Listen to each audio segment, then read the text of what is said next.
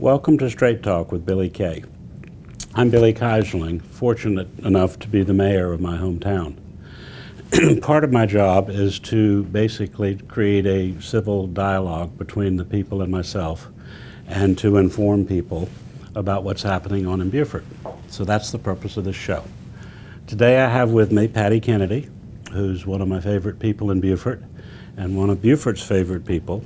Patty is the director of the Beaufort County Open Land Trust, who came from Palmetto Bluff, where she was their environmental guru in creating that special little piece of heaven. And before that, she worked for the Coastal Conservation League. The city has been involved in the last 2 years of looking at doing a lot of reassessment on the way our government works. We've reinvented some of the things we've done. But one of the things in particular is to look at the assets of the city, the land we own, and what works for the people and what doesn't. What makes sense for the city to maintain, what perhaps would be better off in private hands and on the tax books. Fortunately, the Open Land Trust, which many think of as just a totally land preservation organization, has been partnering with the city in terms of helping us to identify properties and work through the process of whether or not a piece of property really meets the public good. So Patty, why don't you tell us a little bit about the Open Land Trust and a little bit about what you've been doing to help the city. Okay, and thank you very much for having me on. We're thrilled to be a partner with the city. It's something that is very important to us and goes back 40 years to the life and start of the organization. As you know, in the early 70s, there was a controversy in downtown Beaufort where a beautiful high bluff along Bay Street was going to have homes built. And a group of very forward-minded individuals created a number of means to raise money to buy that piece of land and to preserve it. And that was the start of the Open Land Trust, a nonprofit that was created to hold that land. And I think it was also the start of our work with the city to identify and raise awareness about open spaces. As you so fully articulated, for many years it was about vistas. It was about buying and protecting these windows to rivers and marshes. And I think in the last 40 years we learned a little bit about open spaces, about how it resonates with the people of the city and of the county. And we've been building on that expertise to take it towards the identification of usable, meaningful open spaces, whether it's a small window, a vista, the end of a street, or true access points for residents to engage, both with the community as well as with the natural environment. I think one of the first big fundraising efforts that we were able to achieve recently was the Green in the Historic Point, where a group of people got together and said, this is such a treasure and we're going to figure out a way to protect it, and galvanized a community of people to protect it. And I think, you know, that's always been the business model. I think that re-energized discussions with the city to say, where are you from your planning efforts on parks and open space, and how can we help you with that? And I think we've enjoyed a wonderful partnership and collaboration in looking at both the plans, what could be, erasing lines on the map and saying what opportunities exist. I think these plans are fluid. I think they're constantly changing. A perfect example, the Rail to Trail initiative that's very recently come about, that's a unique opportunity that just sprung up. I think land preservation, parks and open space acquisition, as great an effort as you can do on the planning side, there's always opportunity that may change things and change the landscape in which you're operating. And I think what I love about the collaboration between the city and the Open Land Trust is a recognition of that unique landscape, of being able to be ready and stand ready to identify new opportunities that either match the city's needs, the residents' needs. Sure. One of the interesting things for those of you who don't know this property Patty's talking about, the Green, is it's historically been used by the public, but basically because the family who owned it allowed it to happen, they passed on, the land was inherited. Half of the family actually donated their half, and the other half sold in a bargain sale, where the city, the county, and the Open Land Trust and the neighborhood came into play. Some would question why you buy a block where it looks like there are 8 homes that benefit from having a private park. But as Patty was talking, I was thinking that from each of the 4 corners of the green, you look to an open vista of the water, because the street has a history of preserving all of the street ends so that you can go to the end of any street in the city of Beaufort and actually have public access to the water. So the green from 4 points, even though it's in the center of a block, and it can still be used for kids like I, who played football there. Or my children, who have picnics there almost every weekend. That's exactly right. Another example of one of the things that Open Land Trust helped us see is that one of our celebrated parks is Pigeon Point Park. It's a large park, and it's a park that the city never really, first of all, it used to be a housing development, post-war housing development, and then the apartments ran into decay, then there were some businesses there, some nonprofits were there. It was knocked down. The city said, oh my gosh, we have a park. The question was, how do you pay for it? And the budget was so high that the city couldn't afford to do it, but the neighborhoods actually, by selling bricks with people's names, bake sales, all sorts of come and touch. Last month, they had come touch a fire truck, touch a truck, just to raise money for young kids to come and see the park. But it's been a partnership where the neighborhood raised the money. One of the things that was pointed out in the study was that to get to this park, which is focused very largely on active play for children, you had to go around the park to get to Pigeon Point Road, which is a relatively heavily traveled road, not terribly well policed, and very often people speed.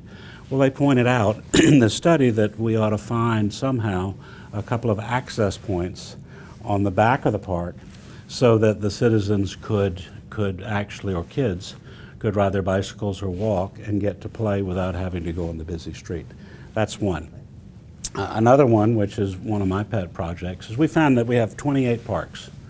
Now you have to remember that the city of Beaufort is but 12,000 people.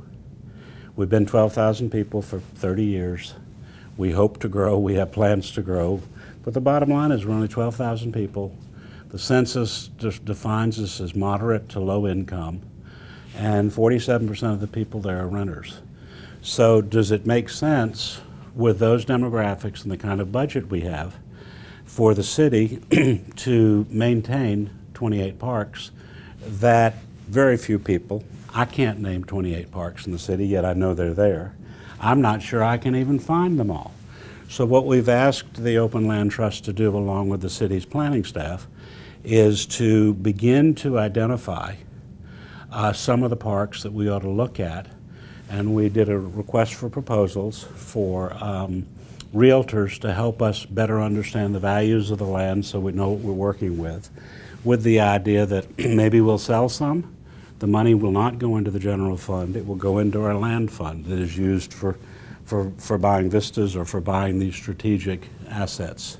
The minute we announce that, the headline in the newspaper is, "County gonna sell off parks."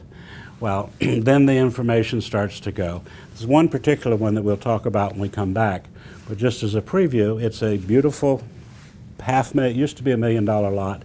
In today's economy, it may be a $500,000 lot. It sits on Rebo Road, and I'll tell you, living on Rebo Road myself, there's no more beautiful view. But with cars passing by at 40 miles an hour plus, a 4-lane road, very little access, you never see anybody in that park. Should the city keep it? Should the city sell it? Should the city give it to the Open Land Trust and let the Open Land Trust pay for the maintenance?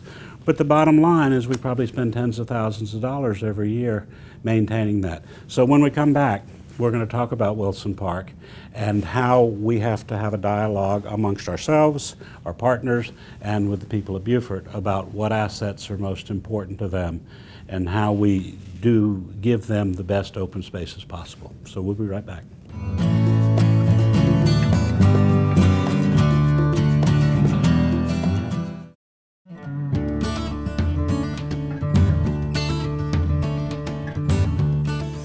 Welcome back to Straight Talk with Billy Kay. With me today I have Patty Kennedy, who's the director of the Beaufort County Open Land Trust, and what we're talking about is a partnership between the city and the Open Land Trust in terms of managing open space. When we left for the break, I raised the question of what's called Wilson Park, which to me, we've got this huge asset that the city has that nobody uses, and the initial thought is maybe we should sell it, because with the advent of first a mile and then 2 miles and 3 miles and eventually 8 or 9 miles of a linear park, meaning the rail to trail, there are going to be opportunities for pocket parks, for watering stations, for places where the city may want and the county to buy space.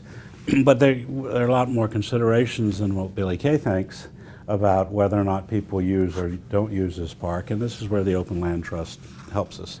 So in thinking through that, Patty, what is the thinking that we should be doing and the people should be doing when they say and see the city's going to sell something that they think is beautiful, but which they never use?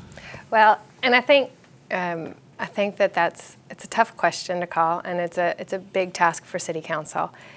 I think with Wilson Park, it wasn't just parks, and I guess I should qualify. I think that when the Open Land Trust and the city planning staff started to do an analysis, it was city-owned lands. Parks was a component of that. But a number of the lists that were evaluated were parking lots and pump stations, so it was city-owned land. This particular one fell into that. And I think the list came and it was pretty straightforward about usage, a straightforward analysis of what the potential for the different properties could be and what the goals for the city were, in particular vertical construction as opposed to another parking lot. You know, where is the nexus between the city's desires, the community's desires, and in this situation, land in hand. Wilson Park is an interesting one for me in particular because I think the analysis came forward and there was some information that was not readily available, and that was the history of how the city ended up owning the partner, or the park in particular, and that it's come to my attention recently that it was donated in honor of Mr. Wilson, who was an esteemed member of the community, and that may change things. Wasn't he on Leave It to Beaver? I don't Mr. know. Wilson? I'm sorry. But I do know that Dr. Rowland's dedicating a chapter of his new book to this. So I think that the most important aspect that I would say of this discussion is there's nothing set in stone.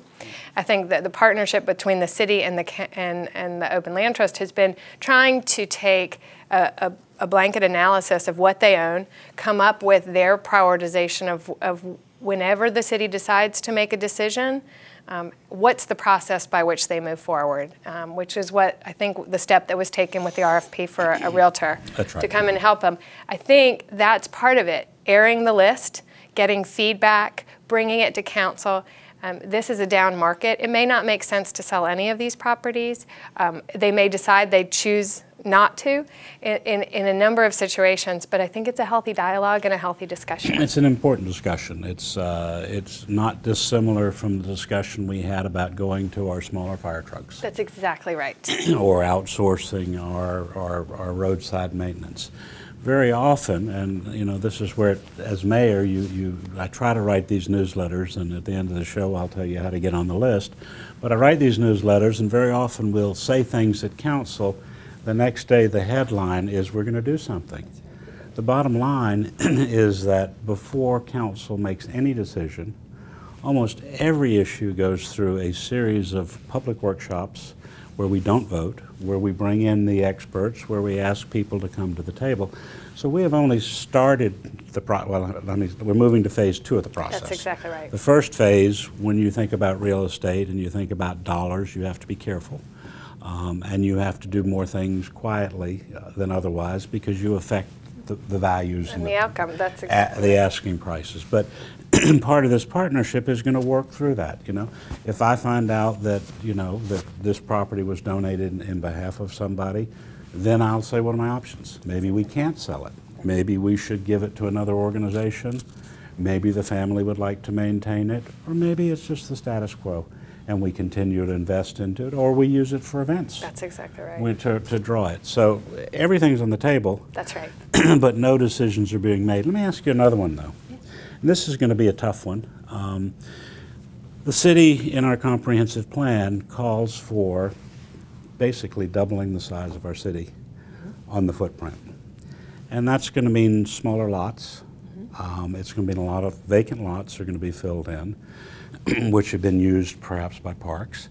And it's going to mean that we have to be pretty aggressive about looking at new spaces. Okay. And they may be just a neighborhood pocket park the size of one lot, or they may be, one of the issues that we started on, and we'll get back to, I guess, in the next planting season. We missed one, is the community gardens, because our city council would love to see neighborhoods that want to be able to have a neighborhood garden that's public. But one of the controversial issues that's going to come forward is the master plan calls for converting the parking at the west end of the waterfront park into developed areas with live works, businesses. There's talk about a boathouse for the rowing club. There's talk about putting up a day dock that some people are concerned is going to block the vista, but here we're taking almost the equivalent of a city block, and we're going to develop it only if and when we're able to build a parking garage to move that. People have been accustomed to that, but is really the best use of public space one of the most beautiful pieces of property in the city of Beaufort to be reserved for cars to spend all day? You thought about that one? I haven't thought about that one, so you're really catching me cold. And I think the one thing I would say is it comes back to sound planning. I think if there's a lot of ifs and timing situations in that scenario, and I think that the city has been having an honest discussion about these. Not an easy discussion, but an honest discussion about parking, which is a big issue and a concern. And I personally am not afraid of growing. I think it's healthy, and I think it's good, and I think we have a lot of room to become more dense. Mixed use, multifamily. I think these are issues that need to be addressed and can be addressed, and we certainly have room to handle them. I think that the honest nature of these discussions of what's right for Beaufort, I go back to the visioning session that you had. How do you do it in a way that maintains the character of the neighborhood? So it's less about the loss of that particular piece or a duplex versus a single family house. I think it's the touchstones that define this area, and how do you build and grow without losing that identity or eroding all of those subtle nuances that make Beaufort so special. And I think we grapple. I think there's a lot of concern and fear, on one hand, that our ordinances aren't strong enough to keep buildings that don't fit into the character out. Right. I have to cut us because we're running out of time. But I would tell you, you'll be pleasantly surprised that the conceptual drawing, all this is going to be driven by a private developer. The city is not going to be doing these kinds of buildings. And that's good in some situations, bad in but others. The reality is the conceptual, though it does away with the parking and it puts buildings, all of the buildings are centered around a big field, a big green field. But we are going to run out of time, and I would like people to know how to find you. Okay. If they want to know more about the Beaufort County Open Land Trust, your preservation efforts, but as well as that, your work with the city and the county. Yes. To help us better use. So would you give the customers... The 2-minute pitch. The Open Land Trust, you can go to www.openlandtrust.com. You can call our office, 843-521-2175, or our office is at 1001 Bay Street. And please note, although our discussion today is focused on our partnership with the city, we do land preservation work with the county, with Southern Beaufort County, outside of Beaufort County, and we're a very diverse organization doing a lot of land preservation work throughout the region. And we're really proud and hope you'll come find out more about us or become a member. And me, I'll be back, but you can reach me at BillyK@ISLC. Send me a note, tell me what you'd like to hear about on the show, or give me your thoughts on Wilson Park. Thank you for joining us.